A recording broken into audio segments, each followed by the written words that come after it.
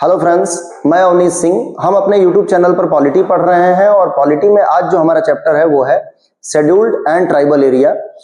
Exactly क्या है कि जब हमारा भारत आजाद हुआ और उसके बाद जब हमारे कॉन्स्टिट्यूशन जो बनाया जा रहा था, मतलब जो फाइंडिंग फादर्स थे, उन्होंने ये देखा कि कुछ ऐसे राज्य हैं या कुछ ऐसे जिले हैं या कुछ ऐसे क्षेत्र हैं जो कंप्लीटली पिछड़े हुए हैं या वहां पर ट्राइबल पॉपुलेशन बहुत ज्यादा है और ट्राइबल पॉपुलेशन ऐसा है कि वो मेन स्ट्रीम में नहीं आ पाया है।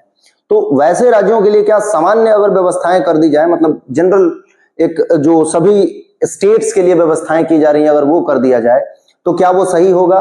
तो नहीं। एग्जैक्टली क्या है कि अभी भी वो लोग जंगल में रह रहे हैं या बहुत इकोनॉमिकली बैकवर्डनेस है, तो ऐसे सिचुएशन में क्या किया जाएगा कि उसको शेड्यूल्ड या ट्राइबल एरिया डिक्लेयर किया जाएगा। कौन करता है ये? तो ये प्रेसिडेंट करते हैं। किसके रिकमेंडेशन से करते हैं? तो गवर्नर के रिकमेंडेशन से करते हैं। तो इस तरह की व्यवस्थाएं हमारे इसमें संविधान में किया गया है और उसको अलग से फिर ट्रीटमेंट मिलेगा, उसमें अलग से डेवलपमेंट कमिटीज बनाई जाएंगी। ये ऐसा क्यों किया जाएगा कि अलग से अगर उनको ट्रीटमेंट नहीं दिया जाएगा, या हो सकता है कि वो अपने कल्चर को बचाए रखना चाहें और हम अपने सारे लॉ थोप करके उनको कहीं उनके कल्चर से अलग ना कर दें, तो इसलिए वहां पे लोकल जो गवर्नर हैं वो देखेंगे और वो देख करके बताएंगे कि नहीं, ये शेड्यूल्ड एरिया ऐसा है, ये ट्राइबल एरिया ऐसा है, और फिर वहां पर कुछ अलग नियम भी लगाए जा सकते हैं। हो सकता है कि कुछ लॉ एग्जेम्प्ट कर दिए जाएं, जैसे मान लो कि कोई बहुत ही ट्राइबल एरिया और जहां के लोग अभी भी मेन स्ट्रीम तो छोड़ दो, बाहर ही नहीं निकलते, जंगल में रह रहे हैं, है ना, और वो खाना क्या खा रहे हैं, तो उनका पूरा लाइफ जो है वो हंटिंग पे ही डिपेंडेंट है। अब फिर वहां पे फॉरेस्ट जो हमारा है, फॉरेस्ट कंजर्वेशन एक्ट और वाइल्ड लाइफ प्रोटेक्शन एक्ट, क्या ये किस हद तक लागू होगा और किस हद तक लागू नहीं होगा? तो हो सकता है कि उसमें भी कुछ रिलैक्सेशन दे दिया जाए उनको, क्योंकि वो इंडिजिनस पीपल हैं और उनकी लाइफ अभी भी वैसी ही है। तो उनको अगर मान लो कोई जानवर या कुछ ऐसा अपने पेट भरने के लिए कुछ कर रहे हैं, कोई पेड़ पौधे का यूज कर रहे हैं और उनको पकड़ पकड़ के जेल में डाला जाए, तो ये गलत हो सकता है। तो फिर वहां पे कुछ एग्जम्पशन मिल सकता है, उनको कुछ रिलैक्सेशन मिल सकता है अगर वो शेड्यूल्ड एरिया या शेड्यूल्ड ट्राइबल एरिया डिक्लेयर है, तो इस कंडीशन में। क्लियर है? तो चलिए हम शुरू करते हैं अपना चैप्टर। ओवरव्यू चैप्टर का यही है पूरा, मतलब हमारा जो चैप्टर है उसी के सेंटर में घूमता रहेगा और चीजें होती रहेंगी। तो देखिए, पार्ट 10 जो है हमारे कॉन्स्टिट्यूशन का, वो किसकी बात करता है? तो इंडियाज कॉन्स्टिट्यूशन स्टैब्लिश्ड, एक मिनट रुकिए मैं कलर चेंज कर लेता हूं, बहुत ही खतरनाक कलर लग गया है। Establishes a unique federal framework for governing areas with significant tribal population, जो आर्टिकल 244 के अंदर है, ठीक है। Creates two distinct administrative system through the 5th and 6th schedule. Clear है? अब 5th और 6th शेड्यूल, हमारे कॉन्स्टिट्यूशन में 2 शेड्यूल हैं, जहां पर हमने बात किया है, जैसे कि अगर हम बात करें कि वो 4 राज्य असम, मेघालय, त्रिपुरा, मिजोरम, तो उनको हमने अलग से ट्रीटमेंट दे रखा है, अलग से स्टेटस दे रखा है। फिर उसके बाद फिर वो 10 राज्य जो मतलब कहीं शेड्यूल्ड स्टेट उनको हम बोल सकते हैं, नो डाउट उसके पैरामीटर्स डिक्लेयर किए जाएंगे सेंट्रल गवर्नमेंट के द्वारा, ठीक है, मतलब प्रेसिडेंट के द्वारा। तो वो 10 और 4 राज्यों की बात की गई है 5th और 6th और 5th शेड्यूल में। क्लियर है? देखिए, ensuring cultural preservation while promoting development and justice. कुल मिलाकर के उनके कल्चर को, अगर जैसे मान लो कोई ट्राइबल, जैसे आप देख रहे हैं कोई ट्राइब लोग हैं, वो उनके अलग अलग कल्चर होता है। जैसे मैरिज, हम लोग जब सोसाइटी पढ़ते हैं अपना, या आप किसी जगह के किसी ट्राइबल कम्युनिटी को पढ़ते हो, तो देखो उनके मैरिज के जो रिचुअल्स हैं वो बिल्कुल अलग हैं, उनके वर्शिपिंग का रिचुअल अलग हो सकता है सामान्य भी हो, और कई जगह हो सकता है कि अलग हो, ठीक है। उनका फूड थोड़ा अलग हो सकता है। इवन उनके जो एडल्ट टीचिंग के लिए जो स्कूल्स होते हैं वो अलग अलग नाम से जाने जाते हैं और वो अलग होते हैं। तो वो सारी चीजें एडल्ट एजुकेशन के लिए, तो वो सारी चीजें कहाँ हैं? तो उनके हम जो भी मतलब तरीका है उनके जीने का, या उसको हम ना छेड़छाड़ करें, या हम चाहे कि उनका डेवलपमेंट भी हो जाए, उनको जस्टिस भी मिलता रहे, तो उन चीजों के बेसिस पे हम क्या करते हैं, पार्ट 10 और आर्टिकल 244 के तहत उसको हम अलग से स्टेट का दर्जा दे करके और फिर उसको अलग से ट्रीटमेंट मिलता है। ये व्यवस्थाएं हैं हमारे संविधान में। चलिए देखते हैं। अब ये क्या है कि किसी कलाकार बच्चे ने कुछ कर दिया है, तो ठीक है, थोड़ा बहुत लाल पीला देख लेना आप, कोई दिक्कत नहीं है। 2 पैरेलल सिस्टम क्या है? तो देखिए, the constitution recognize that tribal communities require specialized governance model. Clear है? Article 244 establishes distinct provisions for different geographical and cultural context, ठीक है, मतलब उनके ज्योग्राफिकल और कल्चरल कॉन्टेक्स्ट के बेसिस पे उनको अलग किया जा सकता है, और वो क्या होगा, तो फिफ्थ शेड्यूल है, applies to schedule area in 10 state. आप याद रखना कि जो 5वीं अनुसूची है वो उन 10 राज्यों के बारे में बात करती है जिनको हम शेड्यूल्ड स्टेट डिक्लेयर किए हैं, ना कि शेड्यूल्ड ट्राइबल स्टेट। ठीक है, हम शेड्यूल्ड स्टेट की बात कर रहे हैं, एक्सक्लूडिंग 4 नॉर्दर्न और नॉर्थ ईस्टर्न स्टेट्स। चल ले भाई। ठीक है, अब ये किसकी बात कर रहा है, तो वो 4 राज्य असम, मेघालय, त्रिपुरा, मिजोरम, मैंने पहले ही बोल दिया, आप याद रख लेना, बार बार मैं रिपीट करता रहूंगा कि वो 6 शेड्यूल की बातें हैं। ठीक है, तो 6 शेड्यूल में क्या है, तो govern tribal area in Assam, Meghalaya, Tripura and Mizoram, पहले ही मैंने बता दिया। तो ये 6 शेड्यूल ट्राइबल एरिया की बात करता है, और 5th शेड्यूल जो है वो क्या करता है, शेड्यूल एरिया की बात करता है। थोड़ा सा ऐसे याद रख लोगे तो काम हो जाएगा। शेड्यूल्ड एरिया में कितने स्टेट हैं, तो 10 राज्य हैं, और ट्राइबल एरिया में कितने राज्य हैं, तो 5 राज्य हैं। 6 शेड्यूल और 5th शेड्यूल की बात कर रहे हैं हम लोग। 5th शेड्यूल में कितने राज्य आते हैं, तो 10 राज्य आते हैं। 6th शेड्यूल में कितने राज्य आते हैं, तो ये असम, मेघालय, त्रिपुरा, मिजोरम। ठीक है, तो ये आप याद रख लें, रट्टा मार लें, जैसे करना हो। आर्टिकल 244 की बात कर रहे हैं हम लोग। देखिए, scheduled area and governance protection. देखिए, ज्योग्राफिकल स्कोप क्या हो सकता है, 10 स्टेट हैव शेड्यूल्ड एरिया, मतलब 10 राज्यों को हमने अभी देखा हमने कि शेड्यूल्ड एरिया डिक्लेयर कर रखा है। कौन कौन से है वो, आंध्र प्रदेश है, तेलंगाना है, झारखंड है, छत्तीसगढ़ है, गुजरात है, हिमाचल प्रदेश है ना, मध्य प्रदेश है, महाराष्ट्र है, उड़ीसा है और राजस्थान है। तो ये राज्यों के नाम आपको मोटे तौर पे याद तो होना ही चाहिए, मेरे को ऐसा लगता है। अगर मेंस वगैरह की प्रैक्टिस कर रहे हैं या प्रीलिम्स की भी प्रैक्टिस कर रहे हैं, तो ऐसा क्वेश्चन पूछ सकता है कि वो जो शेड्यूल्ड एरिया में या शेड्यूल्ड एरिया के तहत कितने स्टेटों को डिमार्केट किया गया है, तो वो 10 राज्य, और वो 10 कौन से राज्य नहीं है, उन 10 राज्यों में से कौन सा नहीं है, ऐसा क्वेश्चन हमसे पूछा जा सकता है। या 5वीं अनुसूची के अंदर निम्न में से 10 राज्यों में से कौन सा राज्य नहीं है, ऐसा क्वेश्चन पूछा जा सकता है। ठीक है, प्रेसिडेंशियल अथॉरिटी क्या है, तो the president declare scheduled area after consulting governor. कुल मिलाकर के प्रेसिडेंट किसी भी अनुसूचित क्षेत्र को या अनुसूचित जनजातीय क्षेत्र को या जनजातीय क्षेत्र को डिक्लेयर करते हैं, किसके रिकमेंडेशन से, तो गवर्नर के रिकमेंडेशन से। क्यों, हमारे अगर प्रेसिडेंट मैडम की आज बात करें तो वो दिल्ली में बैठी हुई है। अब उनको हो सकता है कि नॉलेज हो मध्य प्रदेश या किसी झारखंड में रहने वाले आदिवासी का, या हो सकता है नहीं भी हो, तो वो वहां के गवर्नर से पूछ रहे, चूंकि वो लोकल, वहां पे लोकल लेवल पे बैठे हुए हैं, किसी से कंसल्ट कर सकते हैं, चीजों को देख सकते हैं, तो उनसे पूछना ज्यादा बेहतर रहा। इसलिए हमारे संविधान ने ये व्यवस्था अपनाया है, आप याद रखेंगे। ठीक है, देखिए, कंसिडरिंग ट्राइबल पॉपुलेशन डेंसिटी, कुल मिलाकर के क्या होगा भाई, वहां पे ट्राइबल पॉपुलेशन डेंसिटी कैसी है, मतलब कितने ट्राइब्स रह रहे हैं, क्या स्थिति है, ज्योग्राफिकल कंपैक्टनेस कैसा है, या इकोनॉमिकल बैकवर्डनेस कैसा है। और मैंने बोला ही था कि अगर कोई एरिया इकोनॉमिकल बैकवर्डनेस के साथ बहुत ज्यादा बैकवर्ड है, तो उसको भी तो डेवलप करना पड़ेगा अलग से। ठीक है, तो इस बेसिस पे डिक्लेयर किया जाता है ट्राइबल एडवाइजरी काउंसिल। अब आप समझिए कि अगर किसी ट्राइबल एरिया को हमने डिक्लेयर किया है, तो क्या वहां पर ट्राइबल एडवाइजरी काउंसिल बनानी पड़ेगी, तो हाँ बिल्कुल बनाना पड़ेगा। क्यों, तो देखिए, ट्राइब्स के रिचुअल्स अलग हैं, कस्टम्स अलग हैं, अब उनके लिए क्या एथिकल है क्या अनएथिकल है वो देखना पड़ेगा। ठीक है, और अगर ऐसा देखना है तो फिर उनके पास एक काउंसिल बनाया जाएगा, जो उस काउंसिल जाकर के उनसे देखेगी, उनके कस्टम्स को समझेगी, उनके जो भी रिचुअल्स हैं उनको समझा जाएगा, और ये भी देखा जाएगा कि मेन स्ट्रीम में अगर लाने की जरूरत है तो किस किस बेसिस पे लाया जा सकता है, या वहां पे मान लो सोशल जस्टिस या इकोनॉमिकल बैकवर्डनेस को खत्म करना है तो कैसे किया जाए। ठीक है, उनको मान लो वो भी IAS IPS बनने के लिए अधिकारी हैं, तो उनको IAS IPS बनाने के लिए क्या क्या व्यवस्थाएं प्रदान करनी चाहिए, कैसे उनको समझाया जाए कि IAS बनना कितना इंपॉर्टेंट है या IPS बनना कितना इंपॉर्टेंट है, या कुल मिलाकर के मॉनेटरी बेसिस पे स्टेबल होना या समृद्ध होना कितना स्टेबल है, तो ये काउंसिल के रिकमेंडेशंस के तहत चीजें चलती हैं। ठीक है, मैंडेटरी 20 मेंबर बॉडी, याद रखना कि कितने मेंबर की बॉडी बनाई जाएगी ट्राइबल एडवाइजरी काउंसिल में, तो 20 मेंबर की बॉडी बनाई जाएगी।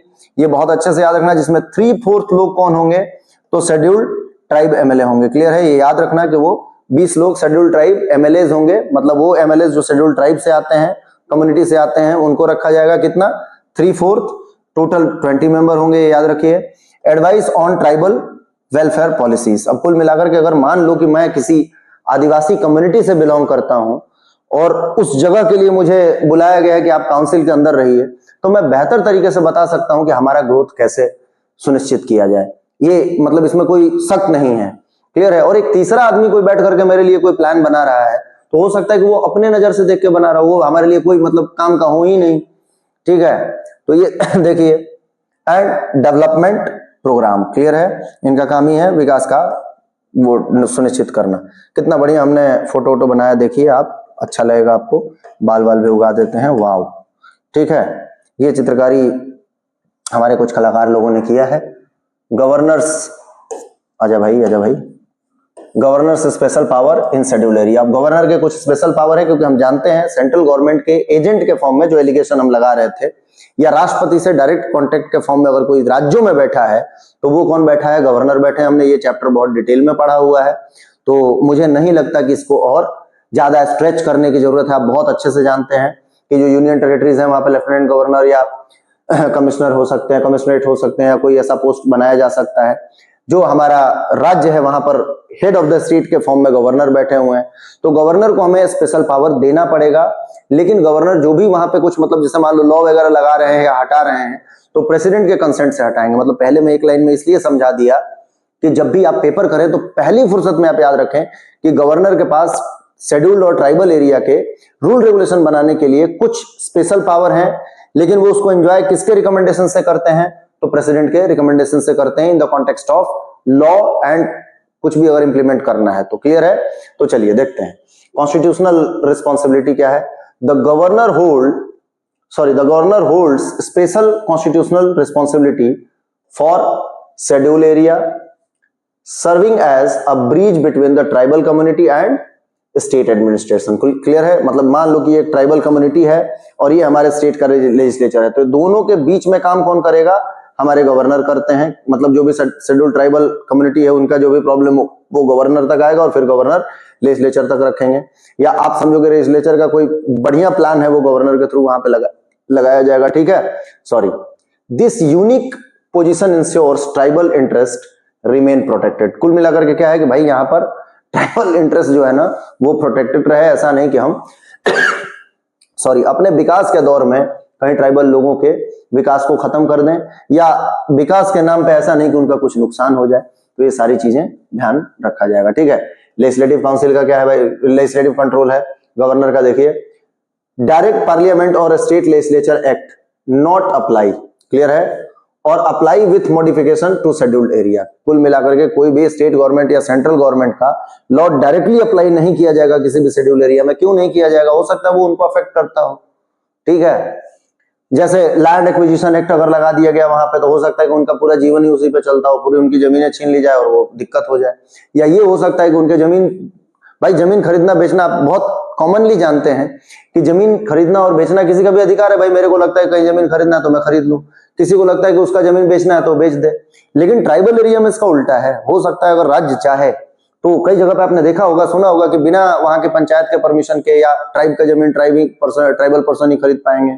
ऐसी व्यवस्थाएं की जाती हैं। क्यों की जाती हैं कि हो सकता है कि वो भोले भाले लोग हों, उनको बहला फुसला करके कोई इंडस्ट्रियलिस्ट या पैसे का लालच दे करके उनकी जमीन खरीद ले और फिर वो बेघर हो जाए। तो ऐसा कुछ भी हो सकता है ना। तो डायरेक्ट लॉ नहीं लगाया जाएगा, उसको पहले देखा जाएगा कि क्या ये उस कॉन्टेक्स्ट में फिट बैठता है या नहीं बैठता है, चाहे वो स्टेट का लॉ हो या सेंट्रल गवर्नमेंट का हो, ठीक है।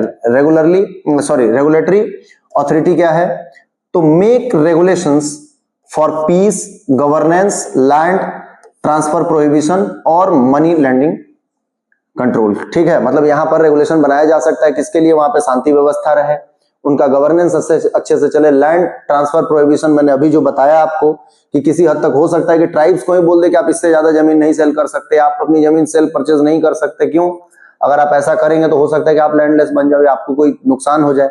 तो इन चीजों के लिए भी ये किया जा सकता है। और मनी लैंडिंग तो आप बहुत अच्छे से समझते हो, अगर मनी लैंडिंग कंट्रोल नहीं किया जाए तो बेचारे उधार उधार उधार और डेप्थ में डेप्थ और अंत में ऐसी स्थिति आ जाती है कि इंसान, अभी क्रेडिट कार्ड वालों का हाल आपने देखा होगा, किसी थोड़ा मतलब ऐसे आदमी जो खर्चे बेकंट्रोल करता है और क्रेडिट कार्ड उसके हाथ लग जाए 2-3, तो वो एक से सामान खरीदता है और दूसरे से फिर उसका पैसा चुकाता है, फिर वो गोल गोल घुमाते रहता है। तो वैसी कंडीशन कहीं ना हो जाए किसी ट्राइबल पॉपुलेशन के लोगों को कि वो मनी लेंडिंग में फंस जाएं, उधार उधार ले लें और फिर बेचारे चुकाने के लिए परेशान होते रहें। ये कई बार अगर हिस्ट्री में हम चलें तो ये देख भी सकते हैं। तो इन चीजों को बचाया जाएगा। एनुअल रिपोर्टिंग, कुल मिलाकर के क्या है कि गवर्नर जो है वो प्रेसिडेंट को हर साल एनुअल रिपोर्ट प्रेजेंट करेंगे। अच्छा, एनुअल रिपोर्ट का मतलब ये नहीं है कि एकदम साल में ही होगा, हो सकता है कि प्रेसिडेंट को बीच में भी लगे कि कोई रिपोर्ट चाहिए तो गवर्नर से डिमांड कर सकते हैं और गवर्नर उनको प्रोवाइड करेंगे, ठीक है। इन जनरल टर्म में मतलब अगर कोई डिमांड नहीं है, कुछ भी नहीं है, तो भी हर साल इन ट्राइबल और जो शेड्यूल्ड एरिया है उनका रिपोर्ट प्रेसिडेंट को देना पड़ेगा। मतलब मेरे को नहीं लगता कि कोई दिक्कत होना चाहिए ऐसे चैप्टर में, ठीक है। Submit comprehensive reports to the president on administration and tribal welfare. Clear है? जो भी आपने एडमिनिस्ट्रेशन और ट्राइबल वेलफेयर के लिए काम किया है उसका कंप्रिहेंसिव रिपोर्ट किसको दीजिए? प्रेसिडेंट को दीजिए। कौन देगा? गवर्नर देंगे, ये याद रखिए। लीगल मॉडिफिकेशन क्या है भाई? तो रिपील और amend existing laws applicable to the schedule area with presidential assent. मैंने पहले ही आपको बोला था कि जैसे मान लो कोई आदिवासी क्षेत्र है या कोई शेड्यूल्ड एरिया है और वहां पर क्या हमें लग रहा है कि कोई लॉ अच्छा नहीं हो सकता, वहां पे नुकसान कर सकता है। जैसे मैंने वाइल्ड लाइफ प्रोटेक्शन एक्ट का बोला था कि वाइल्ड लाइफ प्रोटेक्शन एक्ट में क्या है भाई, इंडियन हैबिटाट में रहने वाले किसी भी वाइल्ड एनिमल को आप नहीं पकड़ सकते, ठीक है। उनको उनकी पोचिंग नहीं हो सकती, उनका हंटिंग नहीं हो सकता, या कोई फल वगैरह लगे हुए हैं जंगल में तो हम नहीं जाकर के तोड़ सकते, जंगल में जाकर के हम लकड़ी वकड़ी नहीं बीन सकते। लकड़ी अगर चुन रहे हैं हम और वहां पे पकड़े गए तो जंगल के अंदर तो जीरो एंट्री जोन भी होता है ना, तो अगर मान लो वो जीरो एंट्री जोन है और वहां पर गए, लेकिन आदिवासी लोगों को कुछ हद तक छूट मिला हुआ है, वो जाएंगे वहां पे लकड़ी चुन सकते हैं। तो किसी लॉ का किस हद तक लगना है वहां पे या नहीं लगना है, या पूरा ही लॉ हटा दिया जाना है, वहां लागू ही नहीं करना है, ये किस पे डिपेंड करता है? स्टेट गवर्नर पे डिपेंड करता है। लेकिन गवर्नर को पहले प्रेसिडेंट से असेंट लेना पड़ेगा, मतलब अनुमति लेना पड़ेगा, बिना अनुमति लिए वो नहीं लागू करेंगे। मेरे को लगता है ये समझ आ गया होगा आपको, ठीक है। बबलू तुम्हें भी समझ आ गया है? हाँ ठीक है, बबलू को भी समझ आ गया है, ठीक है। बबलू को रहने दो यार, अच्छा लग रहा है। चलो, की कमीशंस ऑन शेड्यूल्ड एरिया। देखो हमारे संविधान में ये लिखा हुआ है कि संविधान लागू होने के 10वें साल, उसके बाद बनाओ ना बनाओ बाद की बात है, लेकिन संविधान लागू होने के 10 साल तक या 10 साल के अंदर अंदर तक या 10वें साल एक कमीशन बनाया जाएगा। किसके लिए? ट्राइबल वेलफेयर के लिए। वो मतलब रिकमेंड करेंगे कि क्या क्या जरूरत है ट्राइब्स के या शेड्यूल्ड एरिया में डेवलपमेंट के लिए। क्लियर है? अब आप जानते हैं कि 1950 में हमारा कॉन्स्टिट्यूशन लागू हुआ और 50 के बाद जस्ट 10 ईयर में 60 होता है और फर्स्ट कमीशन है सामने बना दिया, ठीक है। यूएन देबार कमीशन बना था, appointed to examine administration of scheduled area, submitted comprehensive report in 1961 recommending strengthen the tribal protection। Clear है? और इन्हें कहा था कि ट्राइबल प्रोटेक्शन की बहुत जरूरत है, अगर इनको प्रोटेक्ट नहीं किया गया तो दिक्कत हो जाएगा। पहली बार आप जानते हैं अंडमान निकोबार में वन बंधु योजना चल रहा था कुछ सालों पहले, आपने सुना होगा। वहां पर कई एरिया ऐसे हैं जहां पर लोगों के एंट्रेंस को बैन कर दिया गया है। क्यों बैन किया गया है? तो आपने न्यूज वगैरह उस समय उस दौर में, अगर आप 2-4-5 साल पहले से तैयारी कर रहे हैं या नहीं कर रहे हैं, आप इंटरेस्टेड थे तो न्यूज आपने सुना होगा कि वहां पर क्या होता था, लोग घूमने जाते थे और कुछ भी खाने का फेंक देते थे, वो लोग उठा करके खा लेते थे और बीमार हो जाते थे, या कुछ भी ऐसे उल्टे सीधे हरकत करना। तो ये क्या है कि उनकी भी तो डिग्निटी है, उनका भी तो लाइफ है, तो इसलिए गवर्नमेंट ने कहा कि भाई देखो उधर चले मत जाना, बहुत मार खाओगे, या मतलब लॉ लगा दिया गवर्नमेंट ने, मैं ऐसा बोल रहा हूं।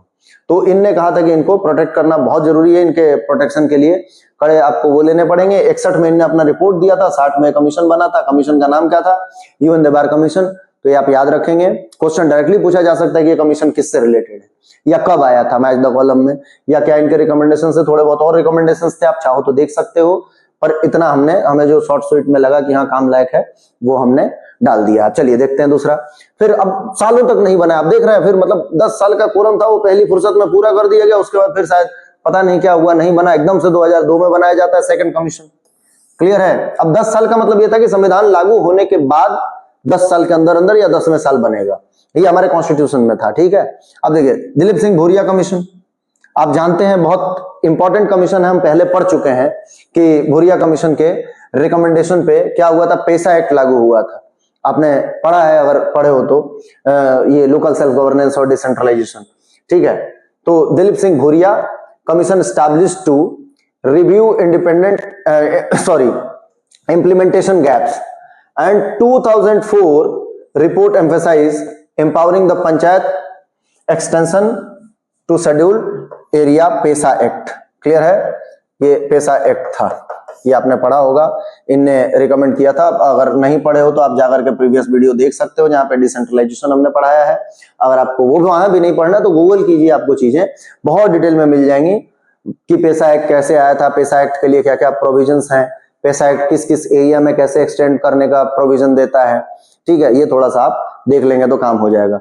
ऑनगोइंग एवोल्यूशन क्या है, तो presidential authority to appoint commissions ensures continuous evaluation and adaptation tribal area administration policies. कुल मिलाकर के क्या है कि भाई प्रेसिडेंट के पास ये पावर है कि वो क्या करेंगे, कमीशन बनाएंगे और ये कमीशंस क्या करेंगे, बार बार इवेल्युएट करते रहेंगे, वहां पर रिकमेंडेशंस देते रहेंगे इवेल्युएशन के बाद कि क्या डेवलपमेंट की जरूरत है और किस तरीके से हम इन एरियाज को डेवलप कर सकते हैं।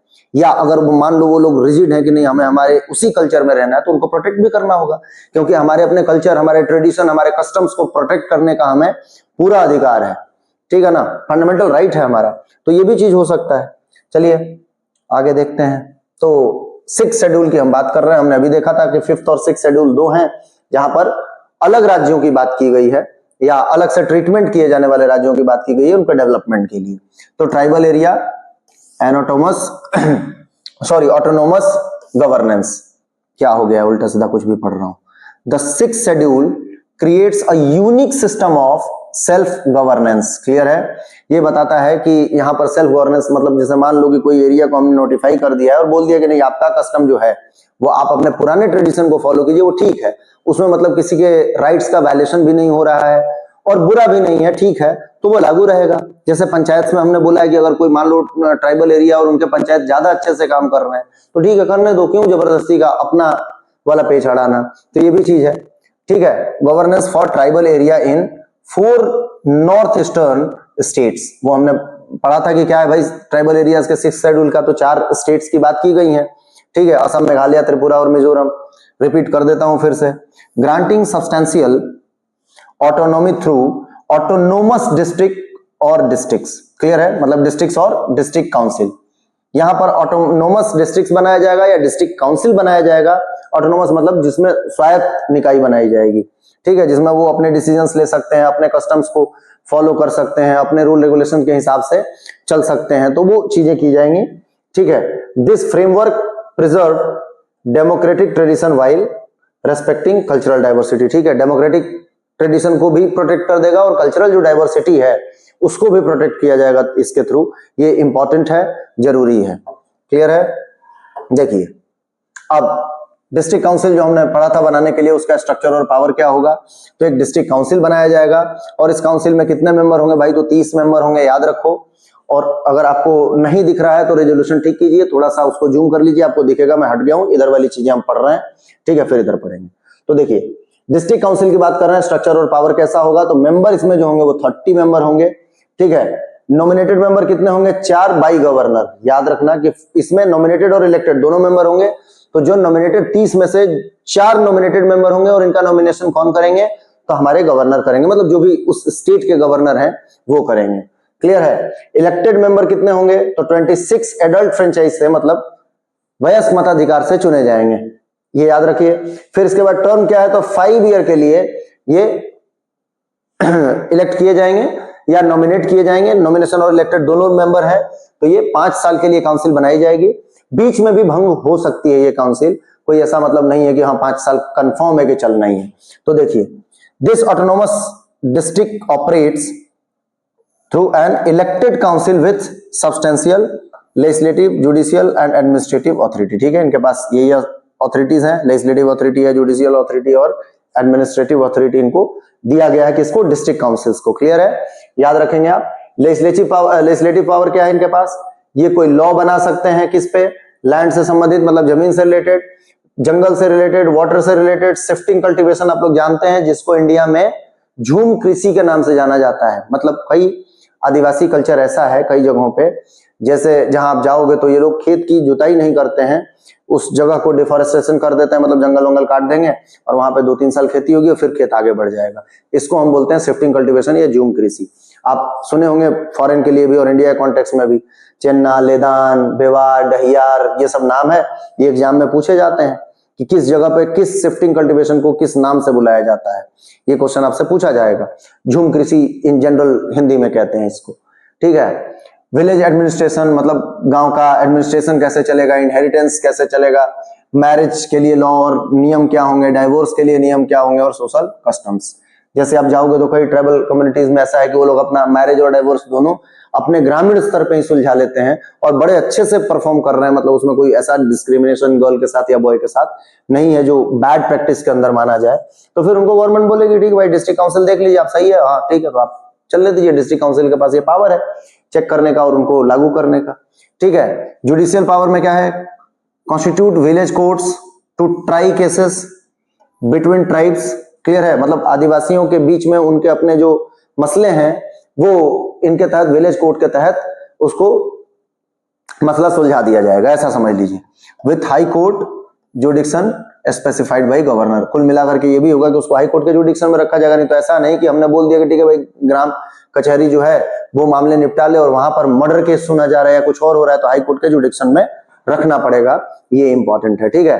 फाइनेंशियल पावर भी है इनके पास, क्या है भाई, कुछ पैसे रेवेन्यू वगैरह जनरेट करेंगे तो उससे डेवलपमेंट होगा, ठीक है। तो डिस्ट्रिक्ट काउंसिल रेवेन्यू जनरेट कर सकती है और रेवेन्यू जनरेट करके उससे डेवलपमेंट का काम किया जाएगा, ये आप याद रखिए, ठीक है। तो देखिए क्या है, assess and collect land revenue, levy specific taxes for district development, clear है, जिला के विकास के लिए, डिस्ट्रिक्ट डेवलपमेंट के लिए ये टैक्स वगैरह कलेक्ट कर सकते हैं, लैंड रेवेन्यू टैक्स ले सकते हैं, ठीक है।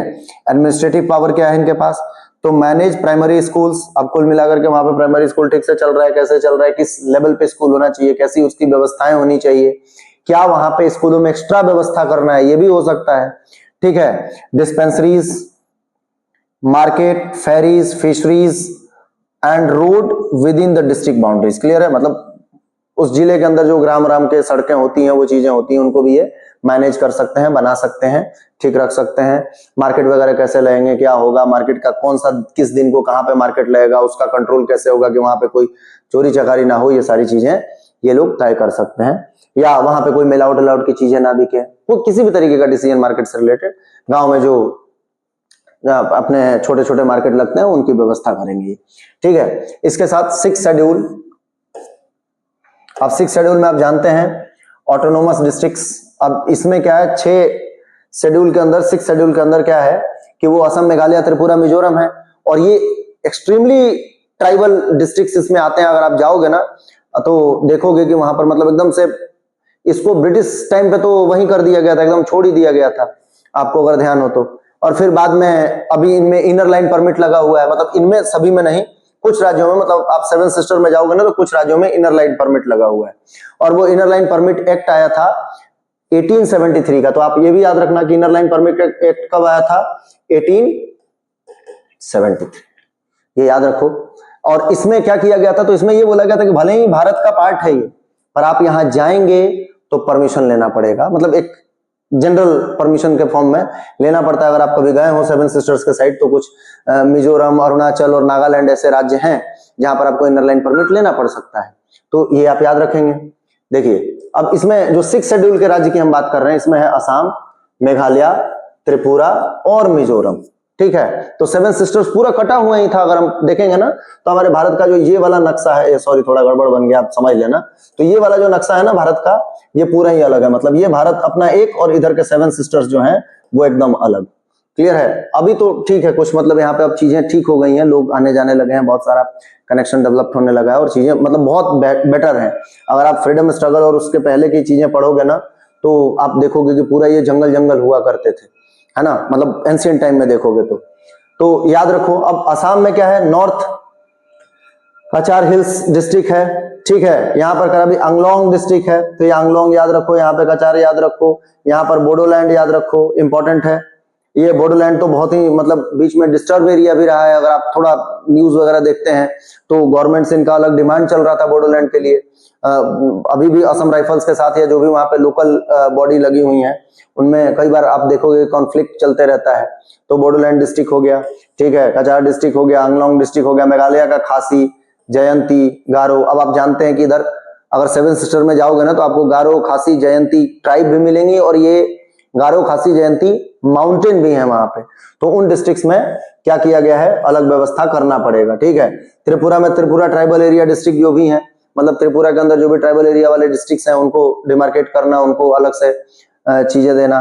और यहाँ पर चकमा, मारा और लाई डिस्ट्रिक्ट, ठीक है, मतलब मिजोरम में क्या है, चकमा, मारा और लाई डिस्ट्रिक्ट, इनको याद रखेंगे आप। ये डिस्ट्रिक्ट आपसे पूछे जा सकते हैं एग्जाम में कि असम के कौन से डिस्ट्रिक्ट हैं, मेघालय के कौन से डिस्ट्रिक्ट हैं, त्रिपुरा के कौन से डिस्ट्रिक्ट हैं, चकमा के। सेवन सिस्टर से क्वेश्चन ऐसा भी पूछा जा सकता है कि इनर लाइन परमिट कहां पे लगा हुआ है। ठीक है, इनर लाइन परमिट कब आया था, तो 1873 में आया था, ये भी आपसे पूछा जा सकता है। कितने राज्यों में है इनर लाइन परमिट, क्या होता है, थोड़ा सा देख लीजिए, समझ आ जाएगा कि आप भारत में आवागमन की स्वतंत्रता है, आप कहीं भी आ सकते हैं, कहीं भी जा सकते हैं, लेकिन यहाँ पर परमिशन लेना पड़ेगा आपको। क्यों भाई, उनके अपने अधिकारों के लिए कुछ अलग व्यवस्था की गई है, तो इसके लिए आप नहीं ना बोल सकते हैं। ठीक है, देखिए अब इसमें यह है कि 5th और 6th शेड्यूल में अंतर क्या है।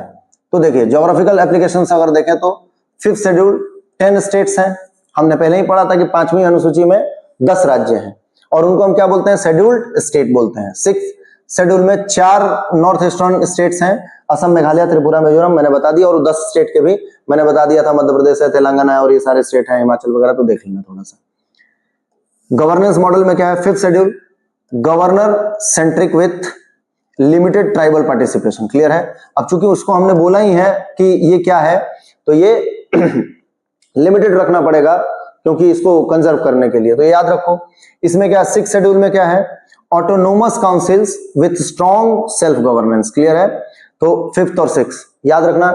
6th वाले में क्या है, तो वो 4 राज्य हैं और 4 राज्यों को हमने बोला कि भाई सेल्फ गवर्नेंस को स्ट्रांगली फ्री करना पड़ेगा क्योंकि उनके सेल्फ गवर्नेंस ठीक है और वो अपने कस्टम्स को प्रिजर्व भी करना चाहते हैं। ठीक है, लेजिस्लेटिव फ्रेमवर्क क्या है, तो देखिए 5th शेड्यूल में क्या है, गवर्नर मेक रेगुलेशंस, और 6th में क्या है, elected district council enact law, clear है। अब ये याद रखना इंपॉर्टेंट है ये वाला पार्ट कि 5th में मतलब वो जो 10 जिलों वाली 10 राज्यों वाली हम बात जो कर रहे हैं, सॉरी, उनमें क्या है, गवर्नर रेगुलेशंस बनाते हैं और जो वो 4 राज्य हैं, असम, मेघालय, त्रिपुरा, मिजोरम, उनके लिए क्या है, तो डिस्ट्रिक्ट काउंसिल बनाए जाएंगे और वो इनके लिए लॉ वगैरह बनाएंगे। और डिस्ट्रिक्ट काउंसिल कैसा बनेगा ये हमने देखा अभी, कितने मेंबर होंगे, कितने मेंबर कहां से आएंगे, क्या उनका तरीका होगा आने का, तो ये सारी चीजें। जुडिशियल सिस्टम कैसा होगा, तो 5th में लिमिटेड जुडिशियल पावर है और 6th में village court with substantial authority है। हमने पढ़ा है कि यहाँ पर विलेज कोर्ट्स होंगे, मतलब ग्राम न्यायालय होंगे और वो मसले छोटे मोटे जो मतलब सुलझाने लायक है वो सुलझाते रहेंगे और उनको छूट दिया जाएगा। चार्ट वगैरह बनाया हमने, कोई मतलब नहीं है, देख लो आप अगर इच्छा हो तो। इसमें इंपॉर्टेंट आर्टिकल्स आपको रटना है, मतलब यहां पर मेरा कोई काम नहीं है, मैं अगर मोटे तौर पे बताऊं तो आर्टिकल्स आपको रटना पड़ेगा, मैं रटूंगा तो मैं पेपर दूंगा। ठीक है, तो देखिए 244 फिर भी मैं रीड कर देता हूं, पर आपको ये रटना पड़ेगा क्योंकि मैच द कॉलम की चीज है और पूछा जाएगा कि कौन सा ट्राइबल एरिया से है, कौन सा शेड्यूल एरिया से है, क्या है, कहां पे ये व्यवस्था किया गया है, पार्ट 10 क्या है, आर्टिकल 244 क्या है, 244A क्या है, ऐसे क्वेश्चन आपसे पूछा जा सकता है एग्जाम में, इंपॉर्टेंट है आर्टिकल। अगर आप स्टेट और एसएससी और कोई और एग्जाम की तैयारी कर रहे हैं, यूपीएससी की कर रहे हैं, तो रेफरेंस के लिए थोड़ा पढ़ सकते हैं, ना भी पढ़े तो मेरे हिसाब से कोई बहुत ज्यादा दिक्कत नहीं है। आपको कॉन्सेप्ट बहुत अच्छे से आना चाहिए यूपीएससी वाले बच्चों को, और जो एसएससी वाले बच्चे हैं उनको फैक्ट बहुत अच्छे से रटना होगा। ठीक है, कॉन्सेप्ट तो समझ लीजिए तो अच्छा ही है, फैक्ट जल्दी याद हो जाएगा। तो देखिए आर्टिकल 244 क्या कहता है, foundation for administration of scheduled and tribal area through dual schedule system, clear है। ये बोलता है आर्टिकल 244A कि provision for information of autonomous state with in Assam for tribal area, clear है। तो ये अलग से हमने एक आर्टिकल बना रखा है, ये देख लेना, मतलब हमने क्या कॉन्स्टिट्यूशन में बना हुआ है। और आर्टिकल 339 क्या बताता है, unions control over schedule area and responsibility for schedule tribe welfare, clear है। कुल मिलाकर के मैंने क्या बोला था कि जो भी शेड्यूल्ड एरिया डिक्लेयर किया जाएंगे, शेड्यूल ट्राइबल एरिया डिक्लेयर किए जाएंगे, ट्राइबल एरिया डिक्लेयर किए जाएंगे, वो प्रेसिडेंट के कंट्रोल में या सेंट्रल गवर्नमेंट के कंट्रोल में रहेगा। क्यों? क्योंकि वो लोग उसको ग्रांट्स देंगे, फंडिंग करेंगे और ज्यादा अच्छे से डेवलप किया जाएगा। तो ये व्यवस्था है, आप याद रखेंगे। कौन सा आर्टिकल बताता है? 339 आर्टिकल बताता है, ठीक है। कॉन्स्टिट्यूशनल विजन क्या है? This provisions represents constitution with in constitution a specialized framework balancing tribal autonomy with national integration, ठीक है। ट्राइबल ऑटोनॉमी मतलब उनके अपने आजादी के साथ साथ हमारे राज्य की एकता भी बनी रहे, इंटीग्रेशन भी बनी रहे, इसको सुनिश्चित करने के लिए ऐसा व्यवस्था किया गया है। ठीक है, प्रोटेक्टिंग इंडिजिनस राइट्स। अब इंडिजिनस कौन? वही पुराने लोग जो वहीं पे रह रहे हैं, वहीं उनका जीवन क्रम चलना है, वो इंडिजिनस स्पीसीज कहते हैं हम उनको, या लोग कहते हैं। ठीक है, तो इंडिजिनस पीपल के लिए ये क्या है बेटा? Rights while promoting socio economic development and political justice. Clear है? अब इंडिजिनस है, पुराने तरीके से रह रहे हैं, इसका मतलब ये तो नहीं कि विकास उनके लिए नहीं है, तो विकास की यात्रा में उनको भी आगे लाने का कोशिश किया जाएगा। ये सारी व्यवस्थाएं किया जाएगा कि उनको सोशियो इकोनॉमिक और सोशियो इकोनॉमिक जस्टिस मिल सके। तो ये चीजें ऐसी हैं, आप थोड़ा याद रखें। चैप्टर बहुत ही छोटे छोटे चैप्टर हैं अभी, आप थोड़ा सा एक दो बार रिवाइज कर लोगे और थोड़े नोट्स बना लोगे ना तो काम हो जाएगा। मेरे को नहीं लगता कि बहुत टफ है। बिना टाइम वेस्ट किए, बिना किसी उसके, ये चैप्टर हम यहाँ पे खत्म करते हैं। Thank you.